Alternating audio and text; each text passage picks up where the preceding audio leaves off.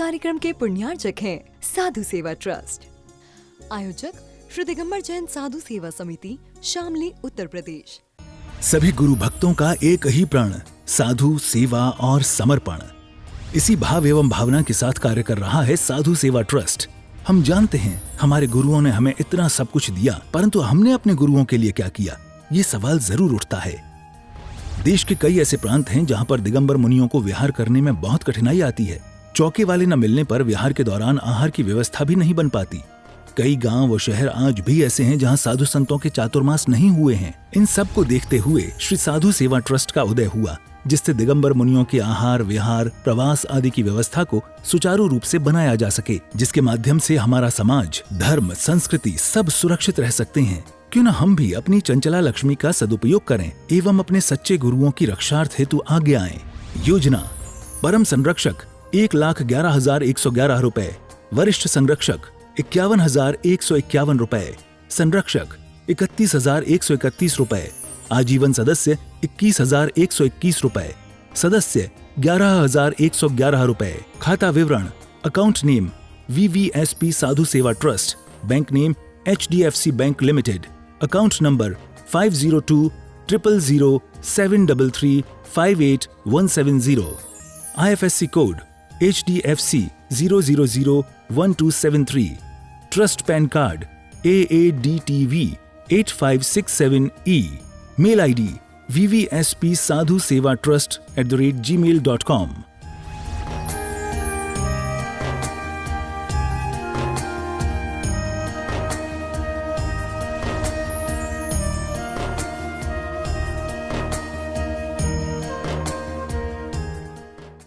हमने दान के बारे में जाना।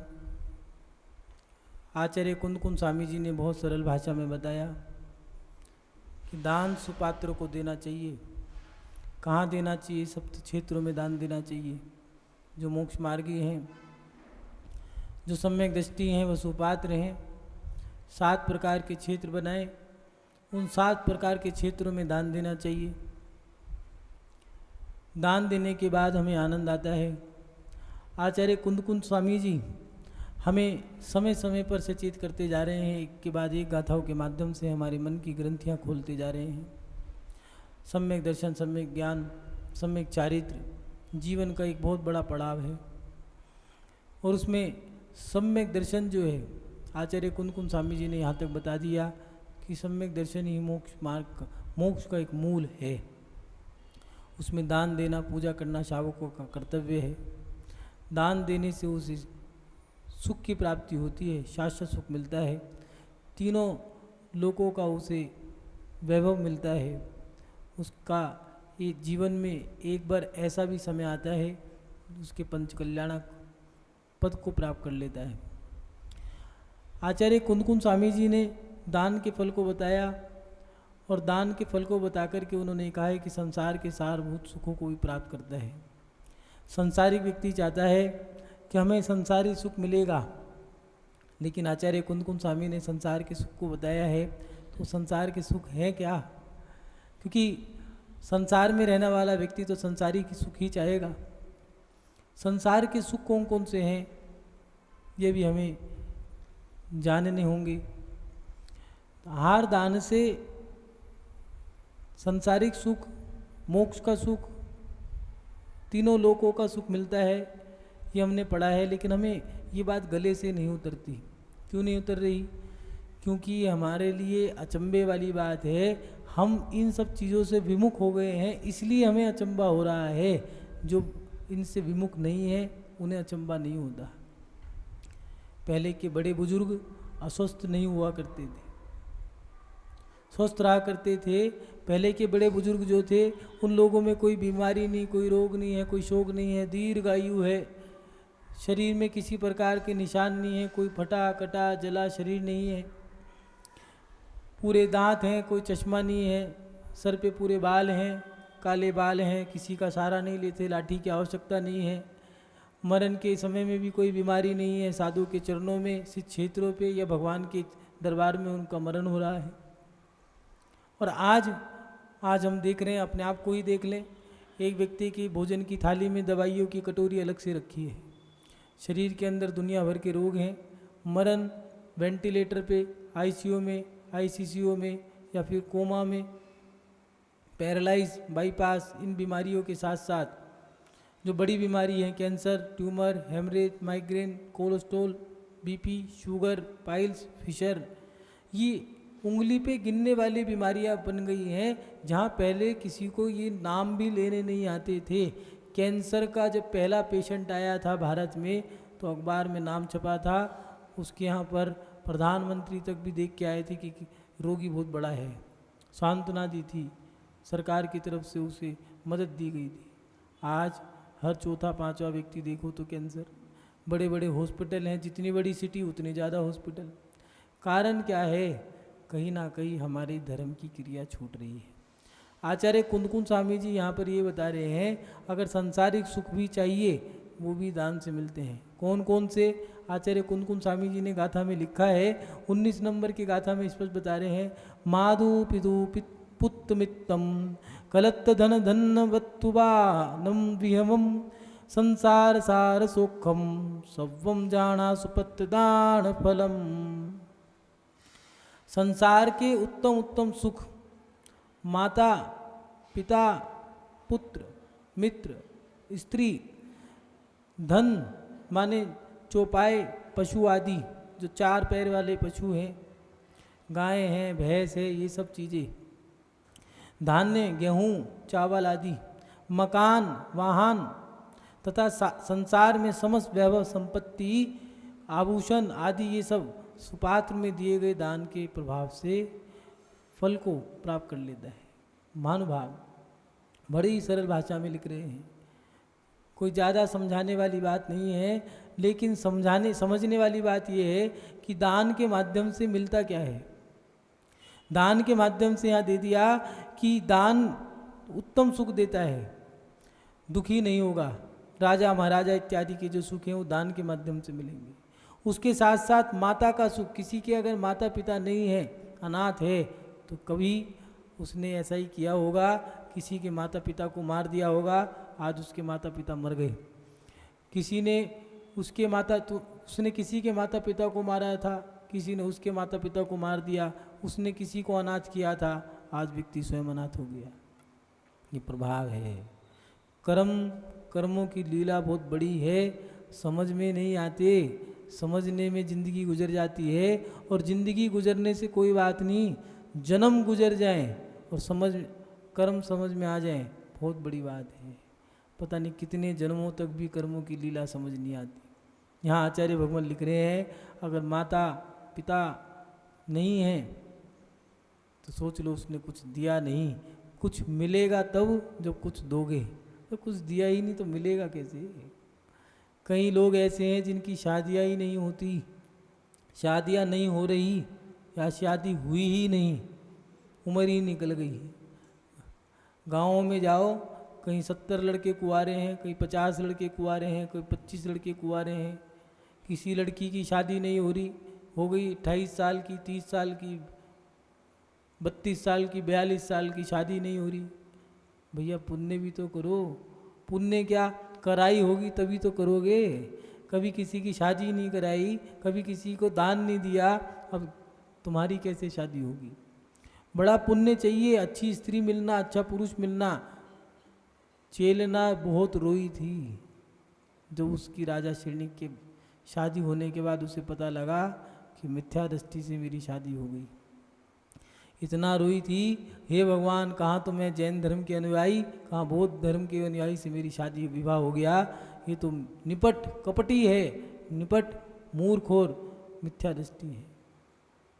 धर्म के बारे में अनर्गल बात बोलता है। खूब रोई थी। महिलाओं के जीवन में सबसे बड़ी विशेष बात यह है कि उसके जीवन में सही पति भी मिल जाए। महिला का आभूषण गहना नहीं है, अब महिला का आभूषण है उसका पति। और अगर पति नाकाम, नाकारा, निठल्ला, निकम्मा, कुछ करता ही नहीं हो, समाज में उसकी प्रतिष्ठा ही ना हो, इज्जत ही नहीं हो, उस पत्नी का तो जीना ही क्या, व्यर्थ हो गया जीवन। इसलिए अच्छी स्त्री, अच्छा पति, अच्छा पुत्र, कई माता पिता ऐसे हैं जिनके संतान तो हो गई, लेकिन संतान की अब धरती की बोझ है, मंदबुद्धि है।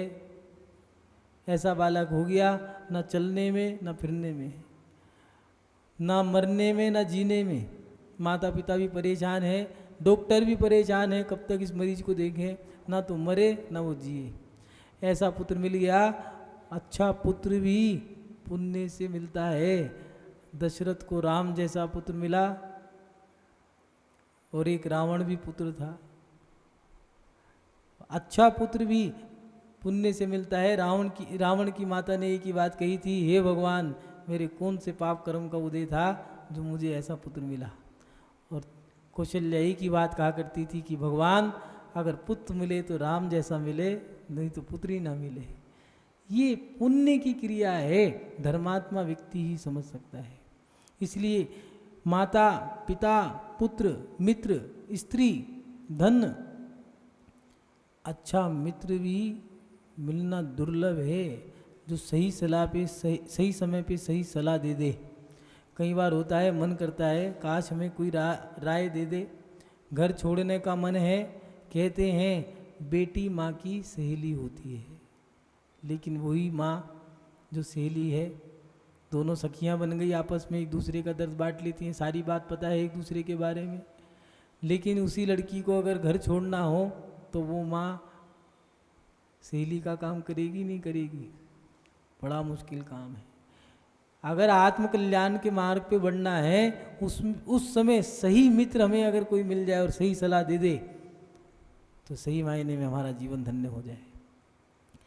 कृतांतवक सेनापति राम से कह के जाने लगे दीक्षा लेने के लिए, तो राम ने कहा, सेनापति तुम सेनापति नहीं हो, पिताजी के समय से हो तुम मेरे मित्र भी हो, मैंने तुम्हें भाई की तरह भी रखा है, लेकिन सबसे बड़ा रिश्ता मेरा तुम्हारे से मित्र का भी है। मेरे लिए क्या आज्ञा है? कुछ नहीं, तुम तो मोक्ष मार्ग पे बढ़ने जा रहे हो, मेरा कोई कर्म का उदय है, मैं दीक्षा नहीं ले पा रहा। ठीक है, लेकिन एक काम करना, जब मैं मार्ग से च्युत हो जाऊं, भटकने लगूं, तो मैं जानता हूं तुम जिस मार्ग पर जा रहे हो वहाँ से उत्तम पद की प्राप्ति होगी। अगर तुम मोक्ष नहीं जा पाओ तो देव तो बनोगे, अगर मैं भटक जाऊं, देव बनने के बाद दोस्ती का रिश्ता निभा लेना, मुझे संबोधन देने आ जाना, मेरा कल्याण कर देना। और महानुभाव राम जी लक्ष्मण के मुंह में आसक्त हो गए। 6 महीने तक उसकी लाश को उठाकर घूमते रहे, मृत शरीर को उठा के भटकते रहे। तो उस कृतांतवक सेनापति ने अपनी मित्रता का रिश्ता निभाया और राम जी को संबोधन दिया। ये है अच्छे मित्र की निशानी। लेकिन अच्छे मित्र भी मिलना बड़ा दुर्लभ है। कई लोग तो ऐसे हैं जिनके जीवन में मित्र ही नहीं है, उन्हें पता ही नहीं मित्र कहते किसे हैं, तड़पते रहते हैं, काश एक दोस्त हमारा भी होता, एक ऐसा मित्र होता जिसके साथ बैठ करके हम चर्चा कर सकते, अपने दुखड़े को उसके सामने रो सकते। क्यों? क्योंकि एक मित्र ही ऐसा है जिससे मन की बात कहने।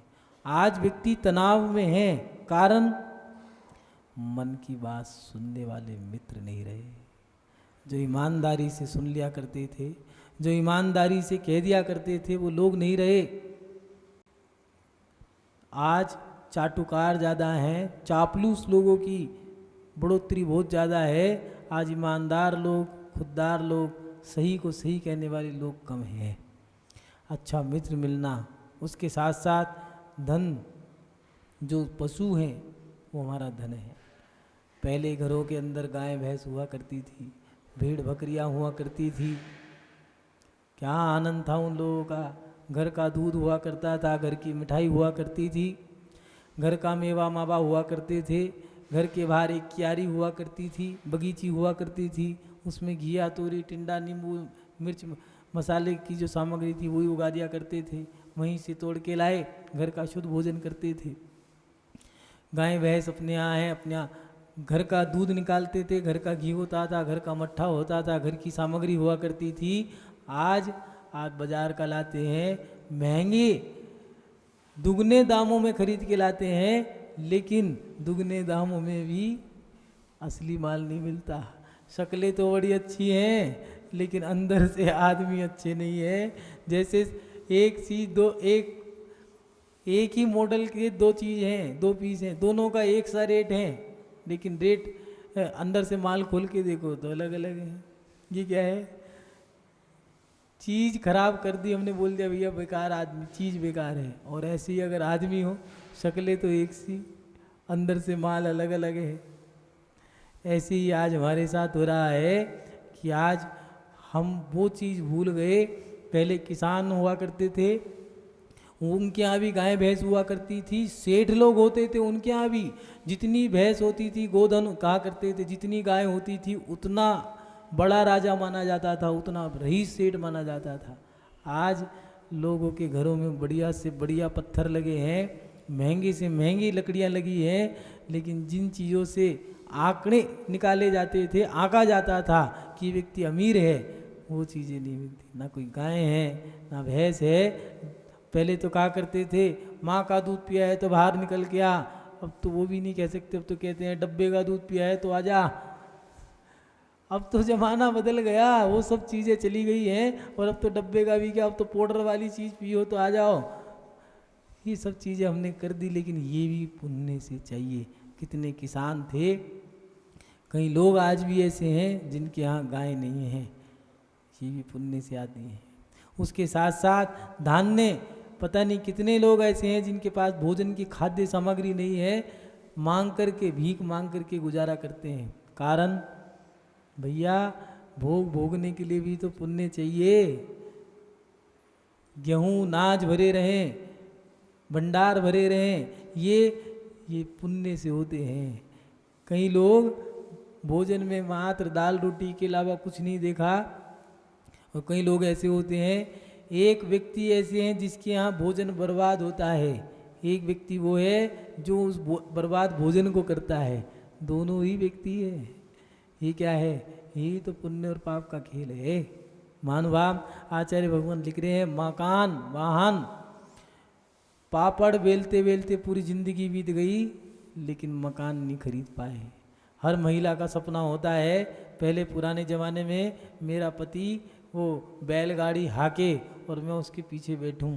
ज़माना बदल गया, फिर पल्सर आ गई, मेरा पति बाइक चलाए मैं उसके पीछे बैठूं। हाँ, ज़माना बदल गया, सोच वही रह गई है। और अब तो ये हो गया है, मेरा पति गाड़ी चलाए मैं उसके बगल में बैठूं।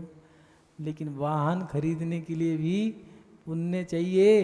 राजा महाराजा के समय में रथ होते हुआ करते थे, उसके बाद बैलगाड़ी आई, फिर चेतक आया, स्कूटर आया, बजाज आया, बाइक आई, फिर गाड़ी आ गई बढ़िया से बढ़िया।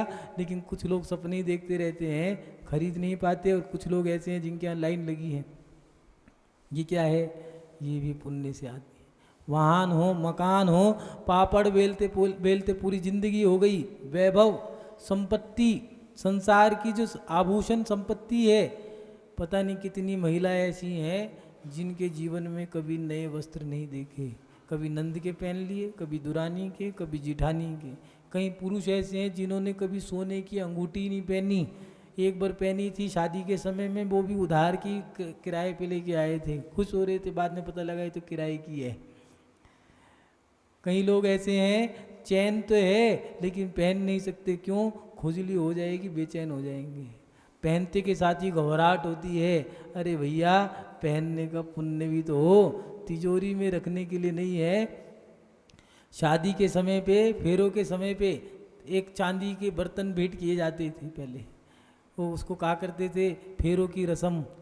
समधी का सम्मान हुआ करता था, जमाई राजों का सम्मान हुआ करता था। बेटी को दहेज में जग, चांदी के बर्तन, सोने के बर्तन मिला करते थे। पहले के ज़माने में भेंट में दिया करते थे, बेटा सोने के बर्तन में भोजन करना, मन अच्छा रहेगा। चांदी के मिलने लग गए, फिर गिरावट आई तो चांदी के बर्तन में भोजन करना, जिससे कि पेट की आंतें भी बढ़िया रहेंगी, शरीर सुंदर रहेगा, बच्चा भी अच्छा होगा। अब तो लोहे के देने लग गए। आपस में लड़ना, ज़्यादा कुछ कहे सास तो सर फोड़ देना। ऐसा फोड़ना कि चांदी का बर्तन है, जोर से लगेगा। पहले ये सामग्री हुआ करती थी, भेंट में दिया करते थे सोने चांदी की वस्तुएं। लोगों के घरों में बर्तन की सामग्री हुआ करती थी। आज हम देखते हैं आदमी तो करोड़पति, खाने के बर्तन लोहे के, चांदी के कहाँ हैं? वो तिजोरी में रखे हैं। क्या करोगे? एक के दो हो जाएंगे, वो बच्चे देंगे आपस में। महानुभाव, ये भोग भी भोगने के लिए, सोना चाहिए तन पे, सोना नहीं है, सोना भी तिजोरी में या बैंक में रखा है। मकान है, दुकान है, गाड़ी है, घर है, सब कुछ है, पता चला सब तो ब्याज पे, लोन पे है। ये सब सामग्री भी हमारे पुण्य से मिलती है। और ये सब पुण्य जो है सांसारिक सुख हैं, ये सारे सुख हमें दान से मिलते हैं। कई लोग दान देते हैं, कई हजारों में देते हैं, कोई लाखों में देते हैं, कई करोड़ों में देते हैं। दान भी देने वाला दान दे रहा है, विधान होना है, पंच कल्याणक होना है, पात्र बन रहा है, लाख, 5 लाख, 10 लाख, 50 लाख रुपये उनने खर्च भी करे हैं। 50 लाख खर्च कर दिए, दान दे दिए, आदमी झोंका तो 50 लाख की पूर्ति कहाँ से हुई?